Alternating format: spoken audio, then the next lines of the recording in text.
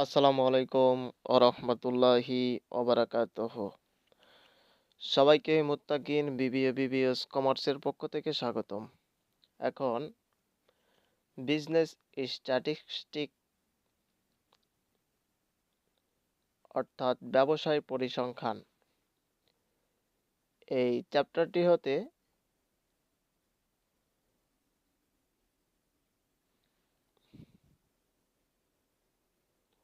বই থেকে আলোচনা করব ইনশাআল্লাহ গুরুত্বপূর্ণ প্রশ্নগুলি।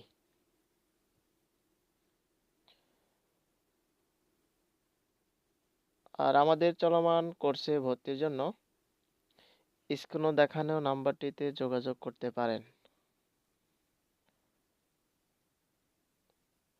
গত পর্বে আমরা একটি গুরুত্বপূর্ণ প্রশ্ন আলোচনা করেছি, যে প্রশ্নে বলা হয়েছিল টাইম রিভার্সাল টেস্ট এবং ফ্যাক্টর রিভার্সাল টেস্ট দুইটি টেস্ট ভেরিফাই আমরা যতদূর সম্ভব আলোচনা করেছি। আজ এই টাইপেরই আরেকটি অঙ্ক আমরা সমাধান করব বা বোঝার চেষ্টা করব ইনশাআল্লাহ।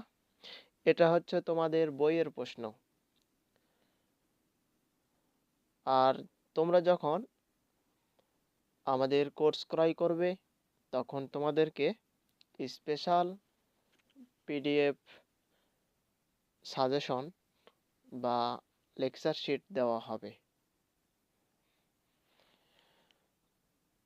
তো প্রথমত আমরা প্রশ্ন পড়ে বুঝে নেব কি বলেছে প্রশ্নে। From the data given বিলিউ compute the price index by Fisher's ideal formula and then verify that Fisher's ideal formula satisfies both time reversal test and factor reversal test। অর্থাৎ এখানে আমাদেরকে বলেছে নিচের তথ্যগুলো ব্যবহার করে বা নিচে যে তথ্যগুলো দেওয়া আছে এই তথ্যগুলো থেকে প্রাইস ইন্ডেক্স বের করার জন্য আমাদেরকে বলা হয়েছে এবং একটি পদ্ধতি বা নিয়ম এখানে বলে দেওয়া হয়েছে ফিশার আইডিয়াল ফর্মুলা।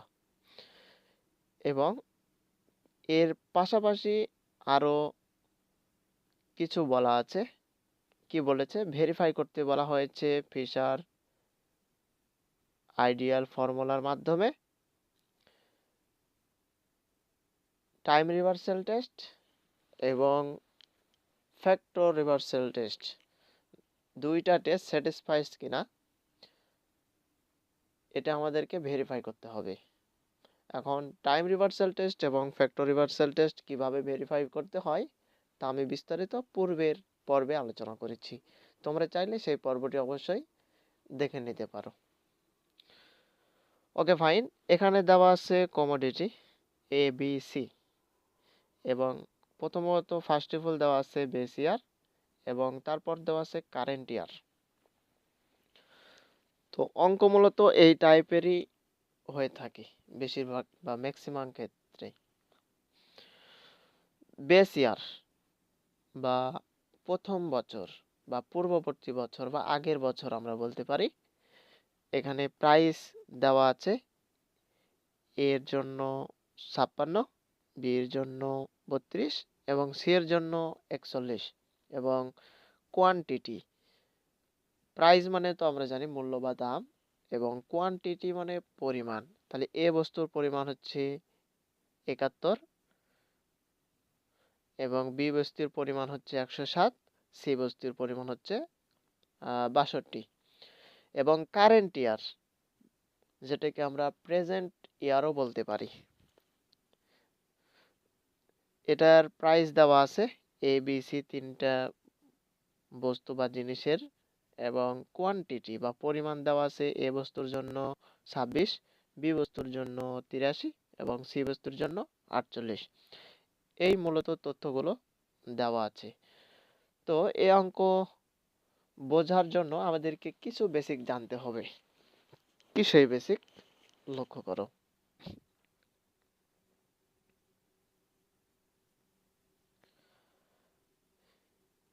তোমাদেরকে যদি বলা হয় এটা আমি কি লিখলাম, তোমরা বলবে অবশ্যই এটা হচ্ছে 0। 0 মানে বেস ইয়ার।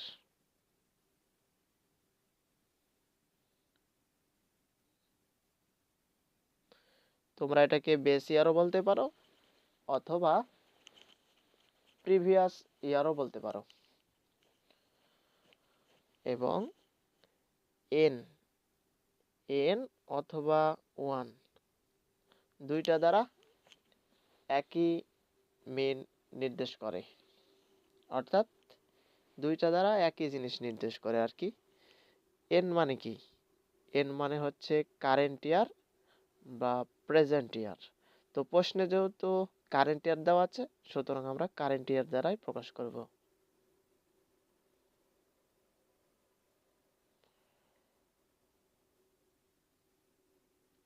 Okay fine. তো অঙ্কে মূলত এই দুইটি বিষয় থাকে। 0 মানে তোমাদেরকে অবশ্যই বুঝতে হবে এটা হচ্ছে বেস ইয়ার বা পূর্ববর্তী বছর, এবং এন বা 1 এটা মানে হচ্ছে কারেন্ট ইয়ার বা বর্তমান বছর। কারেন্ট ইয়ারের পরিবর্তে আমরা প্রেজেন্ট ইয়ার বলতে পারি, এবং বেস ইয়ারের পরিবর্তে আমরা প্রিভিয়াস ইয়ারও বলতে পারি। নো প্রবলেম, কোনো সমস্যা নেই। তো আমি যে কথাটি বলতেছিলাম, এখানে মূলত দুইটা অপশন থাকে বা দুইটা জিনিসই থাকে, একটা হচ্ছে প্রাইস আর একটা হচ্ছে কোয়ান্টিটি। প্রাইস মানে মূল্য বা দাম, তোমাদেরকে বলে দেবে প্রশ্নে যে মূল্য বা দাম কত, সেক্ষেত্রে তোমাদেরকে মূল্যটা বের করতে হবে। এবং আরও একটি প্রশ্ন তোমাদেরকে বলতে পারি, সেটা হচ্ছে কোয়ান্টিটি কত বা পরিমাণ কতটুকু। এই দুই টাইপেরই মূলত প্রশ্ন হয়ে থাকে। Okay fine. তো আমি যদি তোমাদেরকে বলি যে বেস ইয়ার বা আগের যে বছরটা আছে, আমি আরেকটু ক্লিয়ার করার জন্য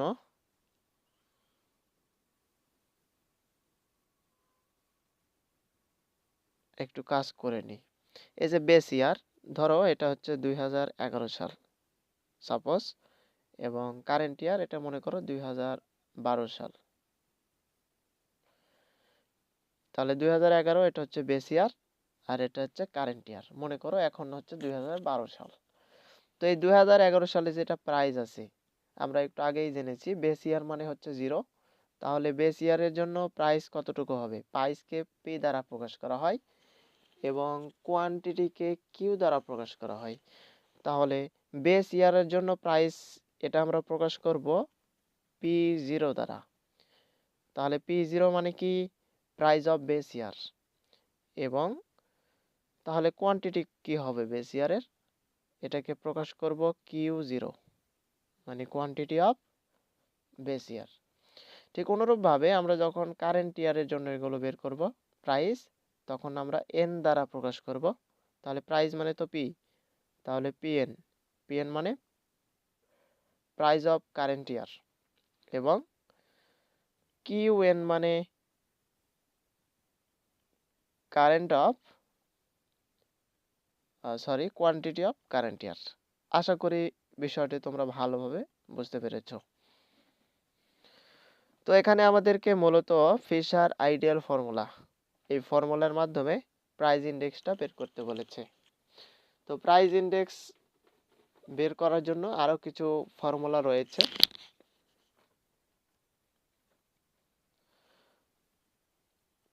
তো আমাদেরকে এখানে নির্দিষ্ট করে বলে দিয়েছে ফিশার আইডিয়াল ফর্মুলা। এই ফর্মুলাতেই আমাদেরকে প্রাইস ইন্ডেক্সটা বের করতে হবে। তো এটার একটি ফর্মুলা রয়েছে, সেই ফর্মুলাটা হচ্ছে এটা। এই যে নিচে যেই ফর্মুলাটা তোমরা দেখতে পাচ্ছ, এটি হচ্ছে কি ফিশার আইডিয়ালের প্রাইস ইন্ডেক্সের ফর্মুলা।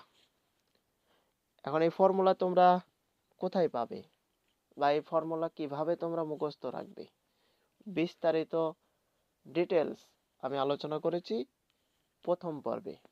তোমরা যদি সেই ক্লাসটি দেখে না আসো, তাহলে আমি বলবো সেই ক্লাসটি অবশ্যই গিয়ে দেখে আসো।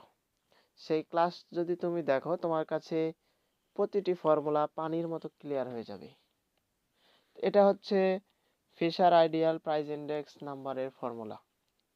তো এই ফর্মুলা প্রয়োগ করার জন্য আমাদের একটি টেবিল বা ছক তৈরি করে নিতে হবে। এখন ছকের কথা বললেই অনেকের মাথা ব্যথা শুরু হয়ে যায়। হ্যাঁ, যে ছক, কয়টা ছক আমরা করব বা কি কি নাম দিতে হবে, অনেকে বুঝে উঠতে পারে না। ছক এটা এমন তেমন কিছু নয়, অনেক সহজ বিষয় যদি তুমি বুঝতে পারো।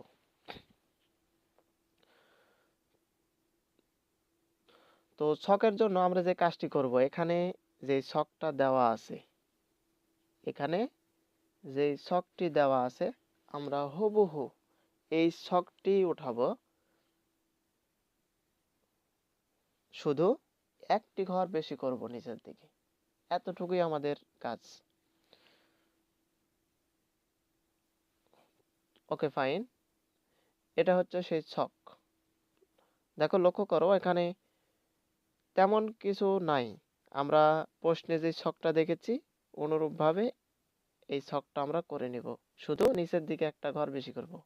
এই যে নিচের দিকে যে ঘরটা আছে এটা অতিরিক্ত করতে হয়। কেন করতে হয় একটু পরে তোমাদের কনসেপ্ট ক্লিয়ার হয়ে যাবে। ওকে ফাইন, তাহলে এখানে লক্ষ্য করো আমাদের যে ফর্মুলা আছে সামেশন পিএন কিউ। এখন সামেশন বলতে আসলে কি বোঝায়? সামেশন মানে সমষ্টি, আর সমষ্টি মানে কি? যোগফল। কিসের যোগফল? পিএন এবং কিউ। পিএন মানে কি? পিএন মানে কারেন্ট ইয়ারের প্রাইস, এবং কিউ মানে কি? কিউ মানে এই যে বেস ইয়ার আছে এর হচ্ছে কোয়ান্টিটি। তাহলে বেস ইয়ারের কোয়ান্টিটি এবং কারেন্ট ইয়ারের প্রাইস দুইটা গুণ করলে হয় পিএন কিউ। এখন পিএন কিউ তো এখানে নেই, তাহলে ফর্মুলা কি আমরা প্রয়োগ করব? এই জন্য অতিরিক্ত আরেকটি ঘর করতে হবে পিএন কিউ। অনুরূপভাবে এখানে লক্ষ্য করো সামেশন পিএন কিউএন আছে, তো এখানে তো পিএন কিউএন নাই, তো দুইটা তো গুণ করতে হবে। এই জন্য আমরা করব পিএন কিউএন। অনুরূপভাবে সামেশন পিও কিউ আছে, এই জন্য আমরা করব এখানে সামেশন বাদ দিয়ে যা যা আছে আমরা চারটি মানে এখানে লিখে নিব। এখন বোঝার চেষ্টা করো, এখানে পিএন এবং কিউ দুইটার গুণফল। তাহলে পিএন মানে কি? পিএন মানে কারেন্ট ইয়ারের প্রাইস অর্থাৎ 50, এবং কিউ মানে কি? কিউ মানে বেস ইয়ারের কোয়ান্টিটি। তাহলে 71 আর 50 দুটোটা যদি আমরা গুণ করি তাহলে হয় 3550। অনুরূপভাবে বি এবং সি এর জন্য একইভাবে ক্যালকুলেশন করতে হবে। তাহলে 107 এবং 30 দুইটা যদি আমরা গুণ করি তাহলে হবে 3210। 62 আর 28 দুইটা যদি আমরা গুণ করি তাহলে হবে 1736।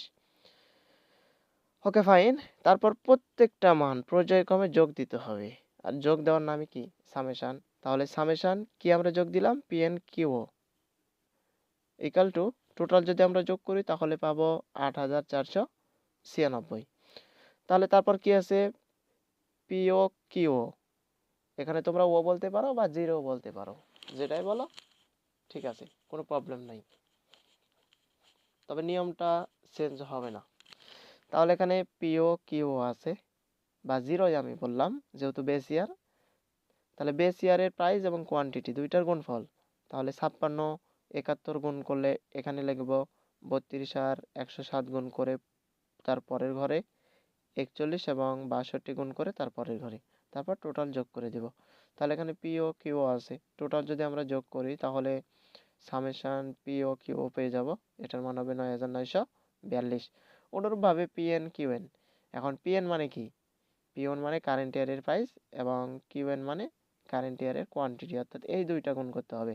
50 আর 26 গুণ করে প্রথম ঘরে লিখবো, 30 আর 43 83 গুণ করে পরের ঘরে, 28 আর 48 গুণ করে পরের ঘরে লিখতে হবে। দেন পরের যে কাজটা আমাদের আছে এটা হচ্ছে P zero QN.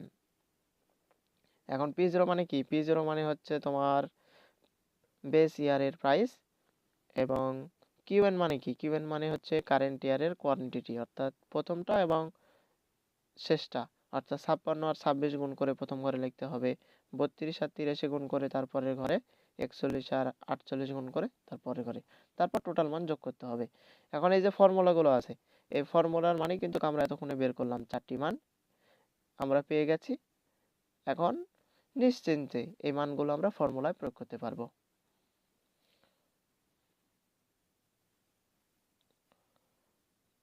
Okay fine, এই মানগুলো ফর্মুলায় প্রয়োগ করার জন্য আমরা স্কেলের মাধ্যমে সুন্দর করে এখানে একটি দাগ দিয়ে নেব, দেন এই মানগুলো 4টি মান সুন্দর করে লিখে নেব। তো আমাদেরকে তো বের করতে বলেছে price index number Fisher ideal method বা ফর্মুলার মাধ্যমে। তাহলে প্রাইস ইন্ডেক্স এটাকে প্রকাশ করা হয় P0n বা PON। তারপর আমরা এখানে লিখে নেব determination of Fisher's ideal price index number.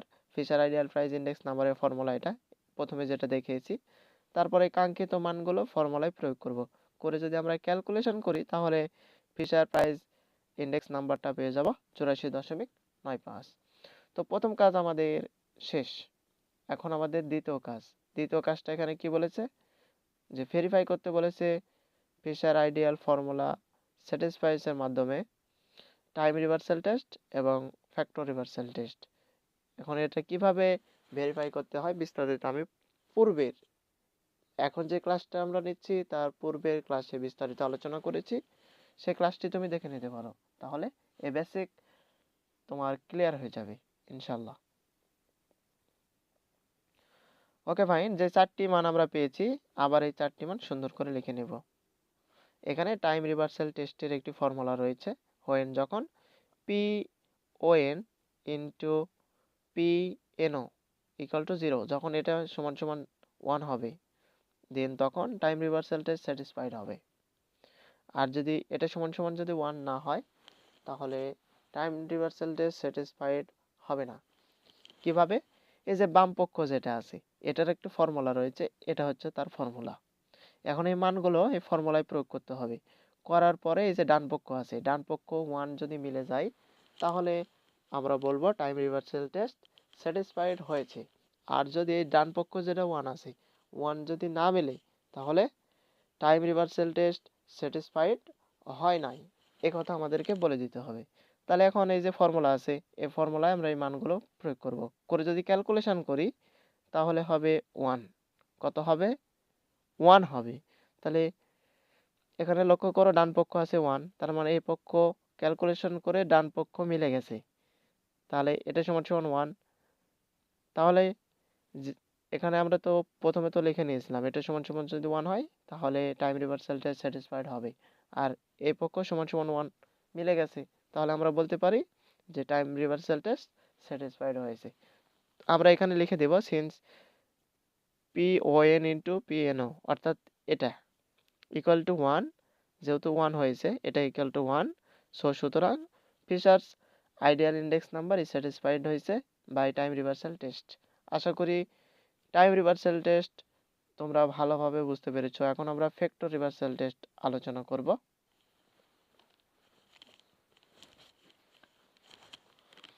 Factor reversal টেস্টের ফর্মুলা হচ্ছে এটা, হোয়েন যখন PON into QON equal to VON হবে, অর্থাৎ এটা সমান সমান এটা হবে, দেন তখন ফ্যাক্টর রিভার্সাল টেস্ট স্যাটিসফাইড হবে। এখানে যে বাম পক্ষ যেটা আছে বাম পক্ষর ফর্মুলা হচ্ছে এটা, অনুরূপভাবে 4টি মান আমরা বসিয়ে দিব, দিয়ে ক্যালকুলেশন করে একটা মান আসবে।